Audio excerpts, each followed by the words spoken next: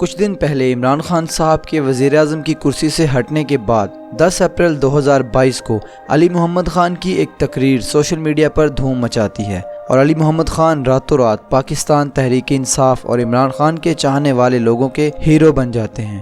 یہ تقریر انہوں نے تب کی جب وہ قومی اسمبلی میں اپنی پارٹی کے اکیلے ممبر تھے اور ان کے سامنے اپوزیشن کے 174 ممبران موجود تھے۔ علی Muhammad Khan P T I کے واحد ممبر ہیں جن کی اپوزیشن پارٹیز کے ممبران سیاسی اختلافات ہونے کے باوجود بھی بہت رسپیکٹ کرتے ہیں۔ علی محمد خان پاکستانی سیاستدان ہیں جو کہ پاکستان تحریک انصاف کو ریپرزینٹ کرتے ہیں۔ علی محمد خان کا تعلق مردان کے پی کے سے ہے اور انہوں نے منسٹر آف پارلیمنٹری افیئرز کے طور پر خدمات سر انجام دی۔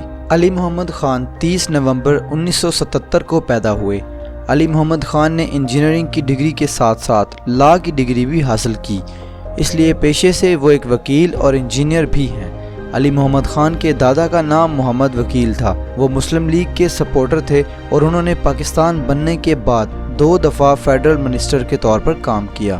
علی محمد خان شادی شدہ ہیں اور اللہ نے ان کو ایک خوبصورت بیٹی اور ایک بیٹے سے نوازا ہے۔ انہوں نے ابھی تک اپنی بیوی کی کوئی بھی فوٹو پبلکلی شیئر نہیں کی ہے۔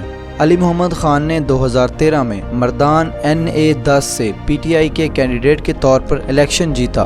2018 میں پھر سے انہوں نے پی ٹی آئی کے کینڈیڈیٹ کے طور پر الیکشن جیتا اور نیشنل اسمبلی کے ممبر منتخب ہوئے۔